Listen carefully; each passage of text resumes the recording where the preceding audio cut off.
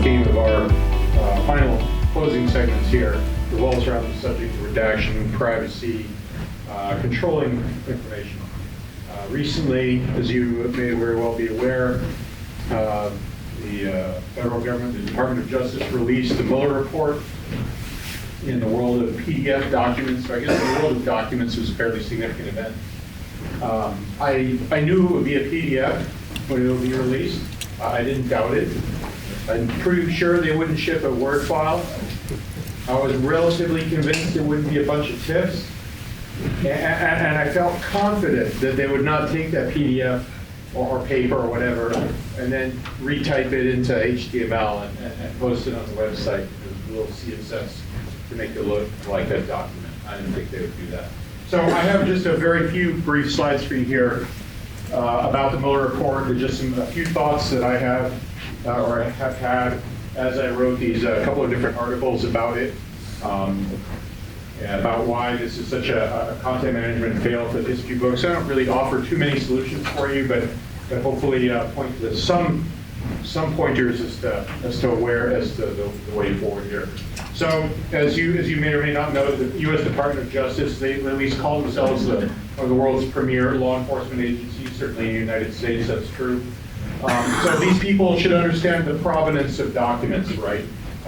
Who holds it, who's been able to touch that document, change it, the metadata, where did it come from, how we controlled that information correctly, do we know we searched that document well?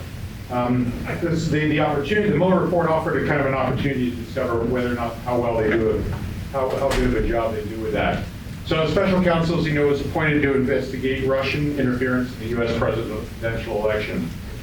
The report, as an analysis of that release document shows, appears to have been delivered to the Department of Justice on paper. I didn't assert this straightforwardly in my first article on the subject because I was fairly sure that it was, but it wasn't I wasn't completely convinced whether it had been scanned twice or once, so I decided not to assert that it was scanned at the outset. Subsequently, I received information that in fact had been delivered on paper, and that part of the cause of the problem actually resulted from that. And when you think more about the workflow that resulted in it, it actually is pretty clear that this document was delivered on paper. It was digitized, it was delivered, it was printed, somebody wrote it in a word processor, that much is clear. It wasn't typed, okay?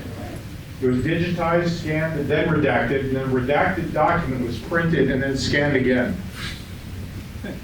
All right? And the final 448-page, 140 megabyte document, known colloquially as report.pdf. That's great right there. It went out without OCR, without searchable text, therefore, without tags for semantics. You can tell heading from a list, from a redaction, or anything else. No bookmarks, no links, no digital signature attesting to its authenticity. In short, it could have been done by me. My mom could have released this PDF file. Sorry, Mom. 4 days after, she might have done it better. My mom. 4 days after it was released, DOJ actually reposted this file. Okay, it might have been, I like to flatter myself that it was because I started jumping up and down and screaming from Winchester, Massachusetts and going, your PDF stinks. But it wasn't just me. I actually know there are a lot of people out there complaining loudly and vociferously. Just a reminder, if you don't like what you get, software, documents, whatever, say something about it. Most of the problems in the software in this world come from the fact that people they go, it's the way it is. Don't do that. So the 4 days after its initial release, DOJ reposted report.pdf, name didn't change. They OCR'd it for text search, that's great, except that the nature of the OCR kind of destroyed it. There are thousands of words that are not searchable at all because the OCR didn't pick them up. There are other thousands of words that are completely scrambled by the result of trying to OCR a previously redacted document that had already been scanned twice, so it's no good. They'd actually bothered to run the auto tagger on it. The tags were horrendous, so bad that they weren't worth considering.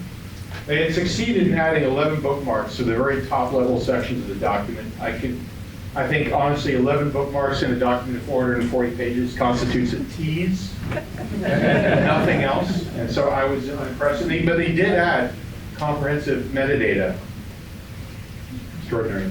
So just take a look at some of these problems that come up. I just took their document and I did Command A to select all text, right? So you should see all the text is blue highlight, but you don't. That's all that white space where there's text right now, where it's not blue highlighted means there's no searchable text there.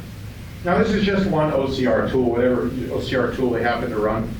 I've seen various other attempts, OCR software, do a much better job of kind of finding the text hidden in between those little redactions, right? It's better out there, and they all fail at some level or another, so it's not a particularly desirable solution.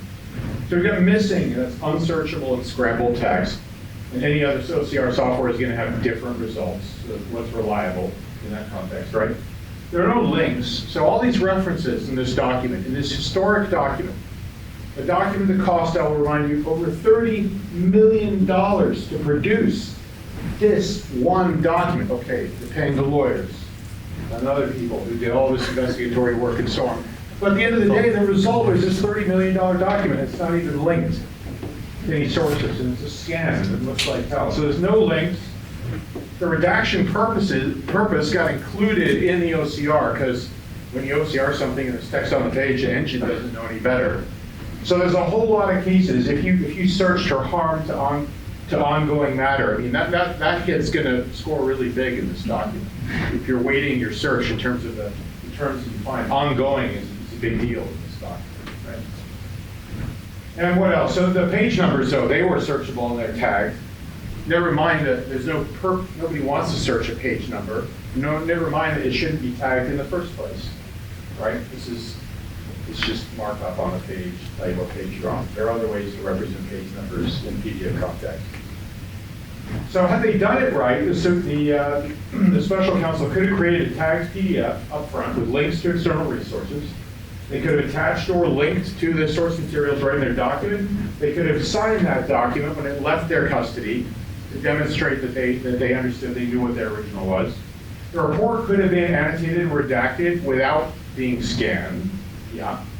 It could have stayed navigable and searchable and accessible and reusable and far smaller than 140 megabytes. None of those things turned out to be true. It could even have been delivered in an archive-ready PDF form, and not a single tree would have died. 2019, that's the way it is. So it's a bunch of fails here. There's a complex and costly workflow to produce this $30 million document. Yeah. The document, the result, the end product, dramatically diminished usability and accessibility, not as compared to some crazy ideal, some mad vision of what good document experience would be like. I just want bookmarks. Been around for 20 some odd years, right? Tags would be nice, been around for about 19 years, right? Accessible text, that's old school, right? Not too hard to want that. So the usability and accessibility of this document, abysmal. It's just a low quality and appearance document too. It looks like hell when you print it. It looks like hell on screen and paint slowly. It's huge, functionality is bad. And most interestingly, the cost of doing this, whatever the cost was to DOJ of producing this document, and it wasn't much, it was like, hey, take this scan, throw it through the OCR, hit that button to auto tag it, post that thing, it's done, it's baked. The cost of dealing with these decisions have been imposed on every single consumer of this document forever. You want to buy a book that is a book of the Mueller Report so you can read it on paper? That book costs another $3 per copy because it costs the producer of the book that much more to reset all that type, for example, right? So that product got more expensive. Or the journalist, so the researcher who's doing historical research, who's trying to understand the relationship between this and that. They have all kinds of doubts now when they use this document. Geez, did I find all the right text I'm looking for? What if that link was scrambled? I don't have a link to this resource. All right, all these use cases for every consumer. The National Archives, they're upset about this. Why? Because they have to archive what amounts to a whole bunch of very lossy, ugly-looking images. And they quite rather archive a usable document that's valuable downstream. This is all paper-based thinking. right? And we know that there is interest in this document. It's not like anybody doubted. This is one of the most interesting PDF files ever in history. There are already all these books. Oh, there's a T-shirt too. We're already starting these books for it. The New York Times reproduced this document completely.